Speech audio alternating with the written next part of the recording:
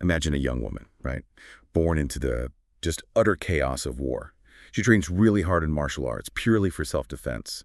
Now, picture who years later. She's in a peaceful country, Norway, but she ends up using those very skills on her own husband. It sounds shocking, but it's apparently an act of desperation and, well, surprisingly, love. It's a really remarkable story. Okay, let's unpack this. Welcome to the deep dive. Today, we're embarking on quite an extraordinary journey. We're examining the life of a Thai woman living in Norway. Her story is this profound tapestry, woven with intense family dynamics, unexpected challenges, and this really amazing spiritual transformation. We've gathered some deeply personal accounts, some insights to guide us here. Absolutely. Our mission today is really to explore this intricate web of karmic connections that have shaped her destiny and, the lives of everyone around her, too. We'll be trying to extract the most important nuggets of wisdom, showing how past actions can ripple through generations and how even really profound suffering can sometimes lead to unexpected pathways of insight and ultimately peace. Okay, let's start right at the beginning then. Our main character's childhood. Loang Nok Thai, Yasathan, Thailand. It was anything but ordinary. He was born right in the middle of a raging war, grew up just surrounded by the constant sounds of explosions, gunshots, brutal conflict. Can you even imagine the impact? She even helped clean and prepare bodies, sometimes like 15 a day, many of them unknown casualties from the fighting. This was just her normal. Wow. That kind of environment, it leaves an indelible mark on a person, doesn't it? It's an incredible testament to her resilience, certainly, but it also clearly points to deeper karmic influences, things that brought her into such a turbulent world in the first place. It wasn't just random chance. The conditions of our birth often directly reflect past actions, kind of setting the stage for the lessons we need to learn. Right. And as she grew up, she made a very specific, very proactive choice. She studied Muay Thai and Japanese boxing at the Physical Education College in Montessorica. But here's the thing, not for sport, not at all. It was purely for self-defense. And that's a crucial detail, really resonates later in her story. Absolutely. That early training is critical. It clearly foreshadows how she'd later navigate personal crises. It equipped her with the physical tools, the mental tools to confront adversity. It seems to reflect this deep-seated need for strength, for protection, a karmic sort of inclination towards self-preservation. So she's forged this resilience in Thailand, and then her life takes this massive turn at 22. Her younger sister arranges her marriage to a Norwegian businessman who is 15 years older than her. So she moves to Norway, embarks on this entirely new, seemingly peaceful life chapter, or so it appeared. But to really get the spiritual journey she ends up on, we first need to weave in these, well, intricate karmic threads of her immediate family. Let's zoom in on her parents first. Her father, described as a handsome gold merchant, Chinese ancestry. He was a widower, already had 3 kids. Then he remarries her mother, who's described as beautiful, half-Khmer, half-Thai Izan, also a widow with 1 son. So a complex blended family right from the start. Yeah, definitely a complex setup. And her father, despite, his flaws, apparently deeply loved our main character. She was his youngest daughter. He'd even carry her on his shoulders to his beloved cockfighting pits. That and high-low dice were his absolute passion. But tragically, he died at 84, hit by a speeding motorcycle in the pre-dawn darkness while he was out exercising. His body was severely mangled. When we look at a life like that, intense passions, a violent end, what broader karmic principles do you see playing out here? Well, it's a truly tragic situation, no doubt. And the karmic explanation, according to the sources, is pretty stark but clear. His intense involvement in cockfighting, which is, directly causing harm to animals combined with a past life. Apparently, in a past life, he was a gambler who actually killed another gambler over a debt. These things directly led to his violent death in this life. It vividly shows how harmful actions, especially violence and addiction, can create very precise, often intense consequences. The sources indicate his mind, sort of clouded by these images of his gambling, pulled him towards a very specific fate after death. He was reborn, it says, in Mahanakum 6. That's a realm of intense suffering directly associated with those kinds of violent acts. And there, he's tormented by manifestations directly related to his harmful actions, in this case, Iron Beach roosters. Because of this state, he can't receive merit yet, though any merit transferred apparently waits for him in Yamalok, which is like a transitional realm. Wow, that is incredibly specific. It really underscores that idea that our actions have consequences, even, across lifetimes. Now, in stark contrast, her mother had this incredibly good nature. Despite her husband's verbal abuse, his constant gambling, she never argued back. Just never. She worked tirelessly farming, fishing, all the housework while he gambled away their money. She found her solace at the temple. observing precepts, the moral guidelines, meditating diligently, right up until her death at 49 from diabetes. Her patience sounds truly remarkable, and what's fascinating here is the karmic mirroring effect. Apparently, in a past life, she herself had been a man who treated his own wife similarly harsh words, neglect. So this current life's experience was the ripening of that past karma. But, and this is key, her consistent good deeds, her spiritual practice, they significantly softened its impact, allowed her to bear it with such grace. It really shows the power of enduring suffering with acceptance while still cultivating positive karma. And because of her deep merit, she was reborn as a beautiful Yakshini goddess, a benevolent nature spirit in Jatamaharachika heaven, one of the lower heavenly realms. The sources do suggest her suppressed frustrations meant her merit was slightly mixed, but still powerful enough for that heavenly rebirth, and she is now receiving transferred merit, which further enhances her divine state. Right. So even with challenging past karma, your present good actions can significantly alter the outcome, lead to a positive rebirth. That's hopeful. Okay, next let's turn to her older brother, her mother's son from the previous marriage. He was apparently a kind, hardworking farmer, by all accounts a good guy, but in an attempt to combat fatigue, he started using cannabis daily, which quickly turned into a heavy addiction. He even ended up cultivating over 20 rays, if that's a lot, which was eventually raided and burned by the police. The immense stress from that loss, it led him to heavy drinking. He became emaciated and ultimately died from heart failure at just 27, such a young age. Yeah, another potent reminder of the weight of our choices. His story. Well, the karma from that heavy cannabis use, according to these accounts, it led him to Mahanarakum 5, another realm of intense suffering. There, he's apparently being tormented by giant hot iron cannabis bongs and beaten by these specific guardians, the Yamaraban, with similar instruments, really graphic stuff. And because of the nature of that suffering, he also cannot receive any transferred merit yet. It just waits in Yamalak for him.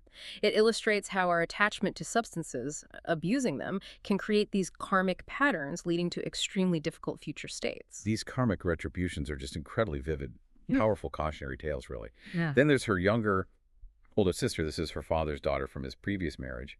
This sister sounds like quite a character. Yeah. Talkative, short-tempered, irritable, prone to lying, distrustful. She apparently disbelieved in karma, hell, heaven, even disrespected monks, which is quite shocking in that cultural context. Yeah. That's significant. Her passions were gambling, share playing, loan sharking, arcade games, cards, and she smoked from a young age. After marrying a Norwegian, she built this business selling fresh and pickled fish and crabs to the Thai community in Norway. Over 5 years, this amounted to millions of animals sold. Then, a truly tragic event unfolded in 2004. Her 16-year-old son and his girlfriend died in a house fire. The fire, remarkably, started from her cooking stove. But what's just astonishing is that her son's own downstairs bedroom was completely untouched. The rest of the house burned to the ground. This is a very complex situation, multiple layers here. Can you help us understand the karmic interplay? Indeed. It's a poignant illustration of how destinies get interwoven, isn't it? Now, while the sister's business selling all those live and pickled animals certainly created negative karma, and that likely attracted a child with similar violent karma into her life, it wasn't the direct cause of her son's death by fire. That seems to be a separate thread. His death was apparently due to his own past karma, a distinct pattern ripening. Okay, so what was his specific karma? Well, the son's karma here, according to the sources, is quite specific and, frankly, chilling.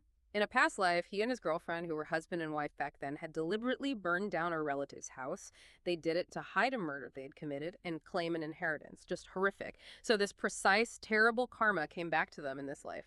The fire. They were apparently terrified before dying, and now they're suffering as Sampavesi ghosts, a type of earthbound spirit, manifesting with burnt, rotting skin, which is a direct reflection of their past horrific action. They have received transferred merit, which has improved their conditions somewhat, but they haven't been reborn yet. Still awaiting a more favorable rebirth. It just shows how long some karmic debts can take to fully resolve. That's a truly chilling example. Specific karmic retribution, where the suffering mirrors the original act. And it highlights that even within one family, everyone has their own distinct karmic path. Okay, let's circle back now to our main character, the one whose life we started with.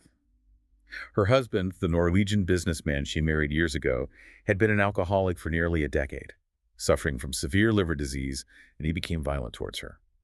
It sounds like a harrowing situation she endured for a very long time. It's extremely difficult, yes. Despite all this, she persevered with just incredible strength, spent nearly 10 years, a fortune, on his rehabilitation.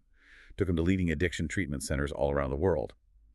And when he became violent, she used her Muay Thai skills to defend herself, repeatedly knocking him unconscious. That long suffering, the immense effort to care for him, it connects directly to her own past karma. According to the account, in a previous life, she, as his wife then, had actually encouraged his drinking, poured his alcohol for him, so that led directly to this situation where she now has to care for him through his addiction. It's a powerful example of a karmic debt ripening, where she's now on the receiving end of a situation she once, perhaps unknowingly, instigated. That's a truly profound connection. It really makes you think. But what about her defending herself, using martial arts on her husband, even if it was out of this desperate desire for him to quit drinking, this punch for love, as the outline called it, and the fact she once threw an iron object at her own father's head in anger? These actions involve violence. What are the karmic implications there, even with good intentions or in self-defense? Yeah, it's a complex situation, a fascinating mix of, let's say, good and challenging karma. There was a minor demerit from the violence itself, yes. Any act causing harm carries some consequence, however small. However, her pure intention to help him quit, to protect herself, that significantly mitigated the severity of that demerit. That's important. And apparently they have since forgiven each other, which further lessens the karmic debt between them. It shows the power of reconciliation. Forgiveness really matters then. Absolutely. And as for the incident with her father, she apologized for that. That specific action, the sources say, will result in a minor unintentional accident for her in the future, but its severity is much, much reduced precisely because of her sincere apology. It shows us that intention, and then subsequent actions like apology and forgiveness, play a critical role in shaping the final karmic outcome. So conscious intention, taking responsibility, it can really change the karmic landscape. That's quite empowering. Now, amidst all this intense personal struggle, she felt overwhelming despair, often crying in secret, just completely lost, it sounds like. Then came this turning point, a call from her estranged sister, the one with the fish business, about a monk. Monk was staying at her sister's house because he'd missed his flight. Just hearing the word monk apparently filled our main character with this unexpected joy, excitement, a feeling she hadn't had in ages. This chance encounter led her to discover Wat Phra Dhammakaya and start watching their Dharma programs, DMC, the Dhammataya meditation channel, daily. How do you interpret that sudden shift? It really highlights the immense power of encountering good friends, or Kalyana Mitra, as they're called, even by what seems like pure chance. Such connections can profoundly redirect your entire life path. They provide solace, purpose, spiritual guidance that might have been missing. It seems like it was exactly what she needed at that moment. A moment of profound grace opening up a new path for her. It's a powerful lesson for all of us, really. Seeking out positive influences can be truly transformative. Wow, that's fascinating.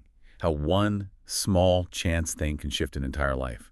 And the most astonishing result of this newfound connection, her alcoholic husband, the one who'd been unable to quit for years despite everything. Yeah. He started watching DMC with her.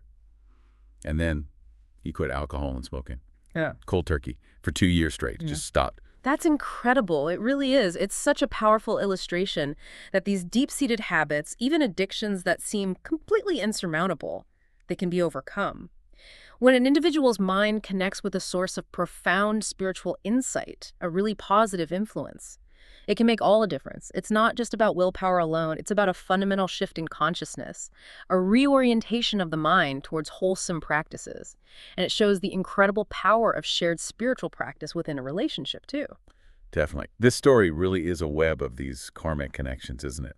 We also have to consider her other karmic threads, like her own challenge of just being surrounded by relatives addicted to alcohol and gambling. That can't be just random, right? Not at all, according to this framework. It stems from past karma of associating with, well, bad company. Drunkards, gamblers, womanizers, that kind of thing. The solution, which she's now embracing, is to actively seek out Kalyana Mitra, good spiritual friends, mentors, and to be one for others, and also to make merit with the specific aspiration to be reborn into a family with right views, meaning a family grounded in spiritual understanding and wholesome principles. It's about consciously trying to shape your future environment through your present actions and intentions. Okay, that makes sense. What else? Well, there are other subtle but important connections mentioned. Her in-laws' deep affection for her, for instance, that apparently came from past life connections where they were relatives, and it was reinforced by her excellent care for them in this life. So, past and present actions combined. Right. Even her act of taking money from her alcoholic husband to make merit. That resulted in what's called mixed merit, meaning the positive result might not be entirely stable, or it might be sort of shared. Because her husband actually benefits from her merit too, since the money originated with him and they are so closely connected karmically. Ah, interesting nuance. Yeah. And finally, her love for martial arts, her birth in that war-torn region that traces back to a past life as a royal soldier. The sources indicate she was too promiscuous then to ordain as a monk, which led to a life filled with challenges later on. Interestingly, she, her husband, and their 3 sons apparently shared a karmic connection as followers of a particular spiritual group in a previous life. But their inconsistent practice back then meant they weren't always connected across lives, leading to these varied and challenging experiences now. It really emphasizes the importance of consistent spiritual effort to maintain those positive connections. Okay, wow. This deep dive has taken us on just an incredible journey. From a war-torn childhood, mastering martial arts, navigating this incredibly intense family karma, addiction, and ultimately finding profound spiritual peace and transformation, all through a chance encounter and consistent practice. It's a truly rich narrative. It really is. And if we connect this to the bigger picture, that this case study is such a powerful reminder of how intricately our past actions shape our present reality, isn't it? It vividly illustrates that even when you're facing immense suffering, deeply entrenched patterns, the power of good intention, personal transformation, consistent spiritual practice, it can lead to astonishing changes. Changes for ourselves, and as we saw here, changes for those around us too. It's a testament to the dynamic nature of karma. It's not some fixed destiny. It's more like a canvas we're continually painting with our choices. So what does this all mean for you, listening right now? This story, I think, really urges us to consider the ripple effects of our own choices. The good ones, the challenging ones, and the immense power we hold to consciously shape those ripples for a more positive future. It's a profound reminder that even the most unexpected paths, the most difficult circumstances, can lead to profound growth and lasting peace, if we choose to open ourselves to the lessons life and perhaps karma presents to us. So we can think about this. How might a small shift in your own daily intentions, or maybe people you associate with, how might that begin to reshape the tapestry of your life? Something to mull over.